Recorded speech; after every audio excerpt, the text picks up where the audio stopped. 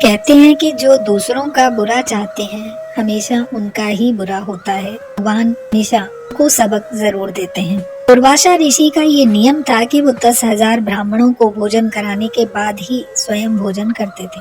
पांडव जब वन में थे तो दुर्योधन ने दुर्वासा ऋषि को उनके 10,000 शिष्यों के साथ 4 महीने तक अपने राज्य में रखा और सभी को भोजन कराया। दुर्वासा ऋषि बहुत प्रसन्न हो गए और उन्होंने दुर्योधन को वर मांगने के लिए कहा। दुर्योधन स्वयं के लिए तो कल्याण और आशीर्वाद मांगने नहीं सोच पाया, लेकिन हाँ, उसने पांडवों को परेशान करने के लिए एक योजना जरूर बनाई। उसने दुर्वासा ऋषि से कहा कि हे ऋषि, मुझे तो आप 4 महीनों से अपना आशीर्वाद दे ही रहे हैं, परंतु मेरे पांडव भाई वन में कष्ट सह रहे हैं। उन्हें भी अगर आपका आशीर्वाद मिल जाए तो उनका भी कल्याण हो जाए। आज द्वादशी का पारना अगर आप पांडवों के यहाँ करें तो मुझे अत्यधिक प्रसन्नता होगी। दुर्योधन के मन में ये था कि वन में पांडव 10,000 ब्राह्मणों का भोजन कैसे एकत्रित करेंगे। ये ब्राह्मण जब तक बन जाएंगे तब तक दोपहर हो जाएगी। पांडवों और द्रौपदी ने भोजन कर लिया होगा। द्रौपदी के पास एक अक्षय पात्र था जो किसी के लिए भी भोजन बना सकता था, और कितना भी। अगर द्रौपदी उस पात्र से खुद भोजन कर लेती थी और साफ करके रख दे तो उस पात्र से कुछ नहीं निकलता था। यही सोचकर दुर्योधन ने ब्राह्मणों को भोजन करने के लिए कहा।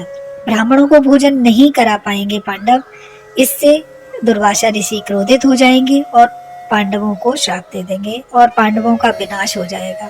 दुर्योधन का ये कपट सरल हृदय दुर्वासा जी नहीं भांप सके। वो तो अपने 10,000 शिष्यों को लेकर पांडवों के पास पहुंच गए। युधिष्ठिर ने पुष्पों आदि से उनका स्वागत किया। दुर्वासा ऋषि ने कहा कि हे धर्मराज, इन ब्राह्मणों का कल एकादशी का व्रत था और आज इसका पारना है। बहुत भूख लगी है, भोजन की तैयारी करो, हम सब स्नान करके आते हैं। इतना कहकर वो ब्राह्मणों को लेकर स्नान करने चले गए। अब द्रौपदी बहुत परेशान हो गई। भोजन समाप्त हो चुका था। अक्षय पात्र उन्होंने साफ करके रख दिया था। अब उसमें से कुछ भी निकलने की आशा नहीं थी। इन 10,000 ब्राह्मणों का भोजन किस प्रकार बनाएंगी, तो इसी बात से परेशान थी। बहुत दुखी होकर द्रौपदी ने कृष्ण को याद किया। कृष्ण को कृष्णा बुलाए और कृष्ण ना आए, ऐसा हो नहीं सकता। द्वारिकानाथ दौड़ते हुए द्रौपदी के पास आए और आते ही उन्होंने द्रौपदी से कहा कि मुझे बहुत भूख लगी है, जल्दी से भोजन खिलाओ। द्रौपदी ने रोते हुए कहा, नाथ, आप भी हमारी हंसी उड़ा रहे हैं। घर में कुछ नहीं है, 10,000 ब्राह्मणों को भोजन कराना है, इसीलिए तो आपसे मदद मांगने के लिए आपको याद किया है। कृष्ण ने कहा, कोई बात नहीं, तुम अक्षय पात्र लेकर आओ। जब द्रौपदी ने वो अक्षय पात्र कृष्ण को दिया तो कृष्ण ने जब वो खोला तो वहां पर उन्हें अन्न का एक दाना दिख गया। भगवान ने उसी दाने को उठाकर खा लिया और वो तृप्त हो गए। उसके कांड में इतनी शक्ति नहीं थी कि वो भगवान का पेट भर सके, परंतु ये द्रौपदी के प्रेम की शक्ति थी जिससे प्रभु को तृप्ति मिल गई। प्रेम और भक्ति से प्रभु को भोजन कराता है, उसे संपूर्ण विश्व का भोजन करने का फल मिलता है। अन्न का कण खाकर कृष्ण ने तुरंत अजीर्ण की डकार ली।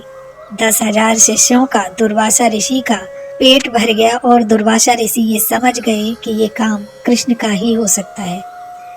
भीम ब्राह्मणों को भोजन कराने के लिए बुलाने गए। दुर्वासा ने प्रसन्न होकर कहा, भीम, अब हमें भोजन की आवश्यकता नहीं है। तुम्हारे संयम, सदाचार, धर्म पालन, सरल व्यवहार, ब्राह्मण साधु के प्रति रखे गए सद्भाव, ईश्वर चिंतन, इन सभी को देखकर मैं तृप्त हो गया हूँ। मैं तुम्हें आशीर्वाद देता हूँ कि तुम्हारी विजय होगी और कौरवों का नाश होगा। 10,000 ब्राह्मणों को 4 महीने तक भोजन कराने के बाद में दुर्योधन को सिर्फ विनाश ही हाथ लगा। जो दूसरों का बुरा चाहते हैं उनका कभी भी भला नहीं होता। इसीलिए सभी के कल्याण की इच्छा करें तो आपका भी कल्याण होगा। कहते हैं ना कि बोए पेड़ बबूल का तो आम कहाँ से पाए। अगर वीडियो अच्छा लगा हो तो लाइक कर दीजिए और चैनल को सब्सक्राइब जरूर से करिएगा।